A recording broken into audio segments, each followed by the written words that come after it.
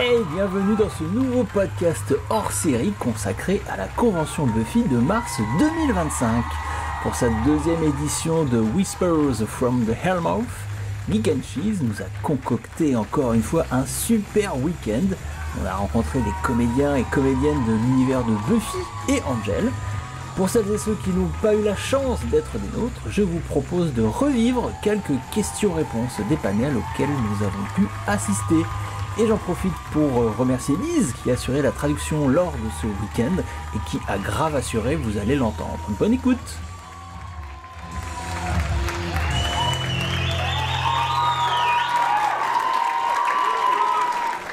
Hello everyone, welcome in Paris. Welcome especially for Jay for his first convention in France. I'm so happy to meet you for the first time.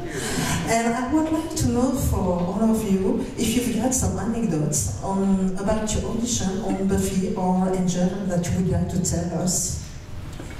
Est-ce qu'ils ont des petites anecdotes à nous raconter sur leur audition lorsqu'ils ont passé le casting? I actually auditioned with David, and that was really interesting, you know, because I thought, wow, that guy's really handsome. Christine Sutherland, l'interprète de la meilleure maman du monde, Joyce Somers, qui raconte qu'elle a auditionné en compagnie de David Boreanaz, qui jouait Angel. I was going up the stairs, coming late for work, and I didn't know he was there, and Buffy went, "Hi, Mom," and then out of the shadows came David, and just sort of my instinct as a mother was, he's a little older. And then I thought, oh my God, someday this is going to happen to me with my daughter. So that's my story. And then I bumped into him on the set, so that was great on his first day. Alors pour elle, son anecdote de casting, c'est qu'elle a auditionné avec David, où elle dit qu'elle s'est dit oh là là, il est magnifique cet homme. Et elle parle de la scène où Joyce revient un peu tard du boulot, elle monte et il y a Buffy qui est dans sa chambre avec Angel qui est un peu caché dans l'ombre. Et quand il sort, elle dit oh mais un premier réflexe de maman, il est un peu vieux, content. Et elle dit je me suis aussi dit oh mais un jour ça va m'arriver avec mes propres filles. Et donc du coup c'était assez amusant et après elle l'a revu sur le tournage et c'était très, très sympa aussi. I look forward to meeting you too. Là, on entend J. August Richards qui jouait Gunn dans la série Angel. My audition was that I remember the casting director for the WB at the time felt that I was too clean cut for the role. She felt I was a little too, clean cut. So I dyed my hair red for the audition. I had hair at the time, and I dyed it like her color right there. It was pretty fly. Dennis Rodman was a thing back then, so I was like, okay, you want clean cut, I'll show you clean cut. So it worked out. I used this spray. It was like a spray, and it was kind of unevenly applied because I did it myself. And so I ended up having a really magical audition, and I kind of knew that I got the part because at the end of my audition, Joss just looked at me and said, "Now, is that a spray?" I was like, "Yeah, it's a spray. I can take it out." He was like, "Yeah, I think we'll have you take it out."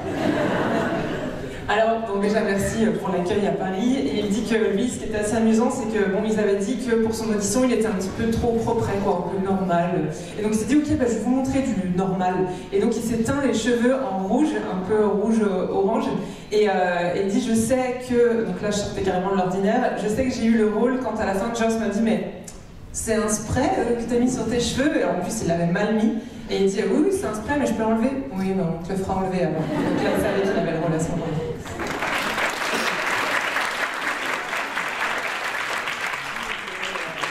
Je voulais savoir ce qu'ils attendaient le plus de ce week-end avec nous. Ah, c'est bien. So, what do you expect from this weekend? Do you have any expectations or? Il y a des sourires, oui, ça danse aussi un petit peu. Ils attendent beaucoup de choses de ce week-end apparemment. This is my very first time in Paris.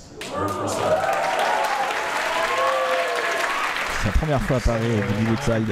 I know you know this, but your language is beautiful. My God! Ah, il aime le français. Absolutely beautiful. Bonjour, j'espère que vous allez bien. Et moi, la question que je voulais vous poser, c'était est-ce que vous pensez avoir des points communs avec vos personnages, et si oui, lesquels? A certain degree of sadism, a good deal of joy in seeing other people suffer. Mark Metcalf, l'interprète du maître, qui nous raconte ça. Would be associated with the master's sense of evil. I identify with. Sometimes to my joy and sometimes to my sorrow. Alors, ce qu'il a en commun, c'est le sadisme. Toutes les personnes qui souffrent sauf lui. Et toute forme de menace et de choses horribles. Voilà. Des fois, c'est lui cause de la joie. Des fois, I apologize, I have a little bit of a cough. We got into this so fast, and I wanted to be able to say thank you all for being here and for coming. This is, I think, my third time coming back. I see so many familiar faces, and it's my favorite con with my favorite people in my favorite town with my least favorite Frenchman in Marc Lucas, l'éternel Riley, qui est une nouvelle fois très content d'être là. It's all good. So thank you all. And to answer that question specifically, Riley was such a nice guy, and I'm an asshole. That there's nothing really in common at all with that one.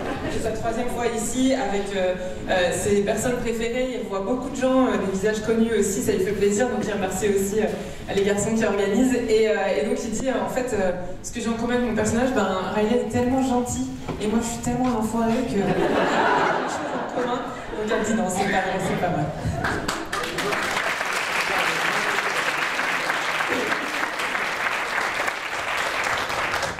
Hi everyone, I'm really glad to be. Alors là, une personne demande aux comédiens et comédiennes un souvenir d'une scène préférée, et c'est Amy Acker, qui jouait Fred dans Angel, qui nous partage un drôle de souvenir. One memory, and it was probably my favorite scene, but we also got, or I at least got in so much trouble during the episode where Angel turns into a Muppet. And Andy Hallett had this one line that he was like, something about a gold mine. And every time he said it, I like had tears streaming down my face, and you were laughing, everybody was laughing.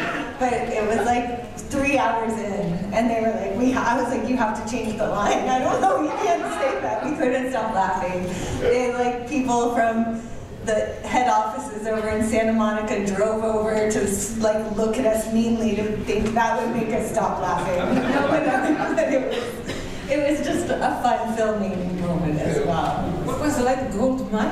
Yeah, a puppet gold mine. Okay.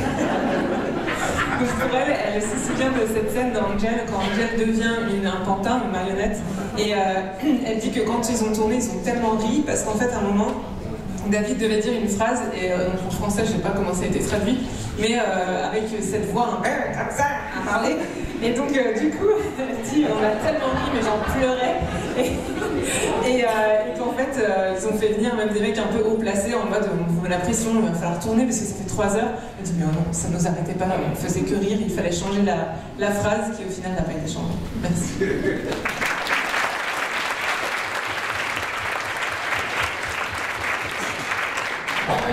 Je vais vous poser ma question en français, désolé. Est-ce que dans Buffy et Angel, ils ont eu des moments d'improvisation et Joss aurait été en mode genre, ah ouais, ça c'est bien, ça on garde, ou est-ce qu'au contraire, genre, ah ouais, non, tiens-toi au script, et du coup, s'ils ont des anecdotes à propos de ça. Okay, so. She wants to know if we improvised doing Buffy and Angel, or do we have to stick to the script? Jay, donc l'interprète de Gunn, s'est beaucoup intéressé à la langue française pendant ce week-end et comme vous l'entendez, il essayait de comprendre les questions sans la traduction et il y arrive là, donc tout le monde est très très content pour lui.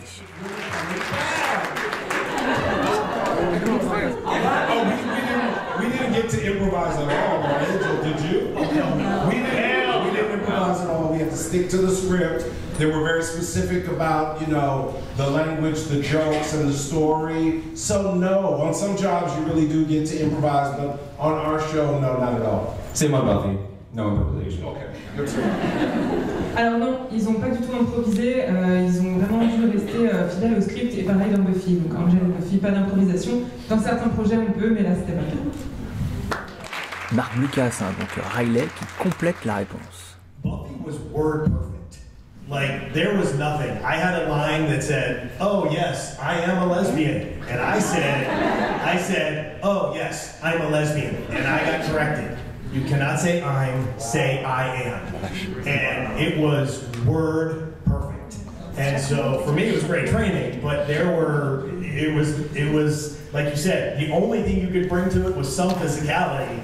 Everything else had to be exactly as written. Ouais, c'est super intéressant, on apprend plein de choses à cette convention, dis donc. Tu peux amener que la partie physique de toi en improvisation, mais il dit, mais Buffy c'était vraiment au mot près, au lieu de dire je suis une lesbienne, il avait dit je suis une lesbienne, et tu dis je suis, c'est vraiment important, donc c'était très très strict sur ce niveau-là. Merci. D.B. Woodside, donc l'interprète du principal Wood, apporte son point de vue d'acteur-scénariste sur ce sujet de la liberté par rapport au texte. Everyone's been so nice answering this question, and I feel like I have to alter, or at least present the other side, which is I fucking hate being word perfect. It's, I can't stand it. I have my reasons why. I'm also a writer. Yeah. I'm fine with it. Yeah, because I think there's a difference between theater, screenplays, and television. As an actor, you always have time to find a way around a playwright's works. You have rehearsal, you're there every day, all day. So if it's not coming out right, you have time to figure out how to drop that in. What do I have to do to get to this place? Same thing with doing a movie. Television, the reason why it's tricky is because you can have something memorized, show up that day, and the writers have changed it. And you're not a robot. I've worked on shows where there have been writers who are, there's a "the" there, they drive me crazy.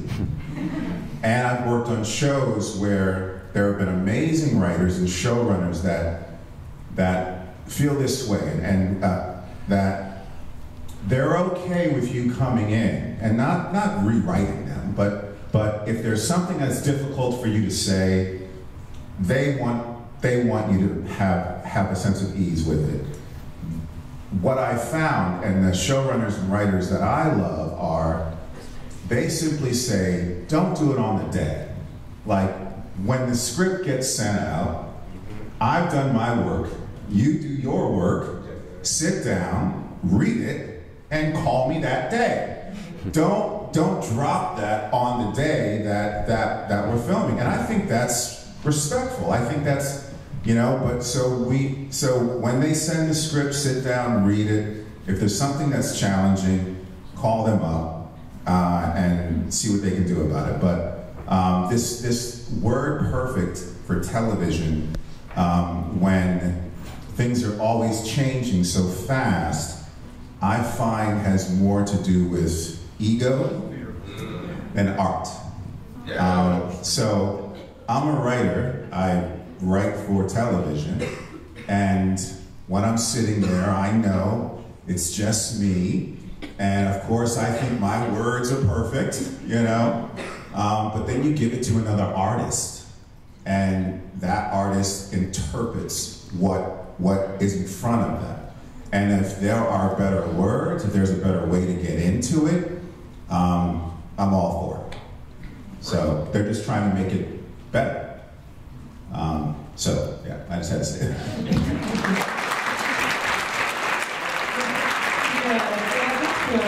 En fait, alors, il va donner un autre côté, parce que tout le monde a été gentil en parlant de ça. Lui, il dit, moi, ça me gonfle un peu, en fait. J'écris aussi, pour la télé notamment. Et en fait, alors, au théâtre, oui, c'est pas grave si tu changes pas les mots. Enfin, si le texte ne te convient pas, tu as le temps de pratiquer, de t'entraîner et de te les approprier. Pareil pour les films, tu as du temps parce que tu as le script qui est comme ça.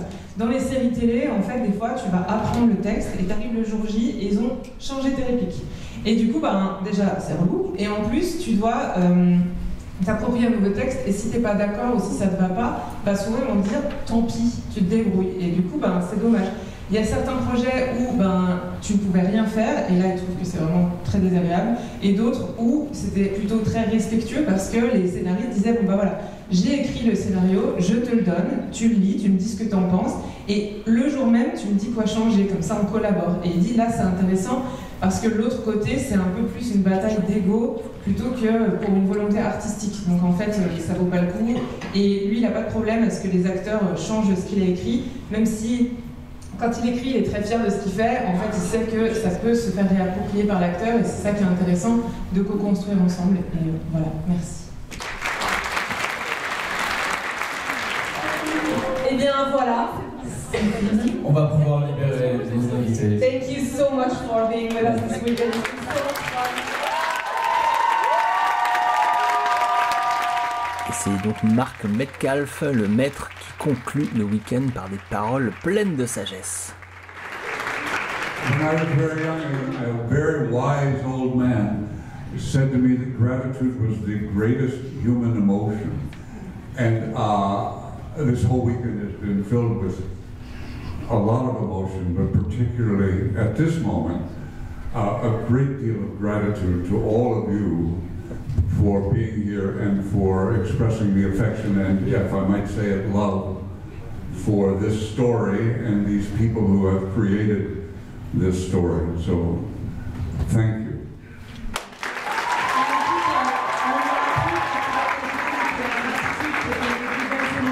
C'est typiquement ce que ça illustre dans ce genre de week-end, la gratitude de vous rencontrer, de partager ces moments avec vous, donc merci du fond du cœur.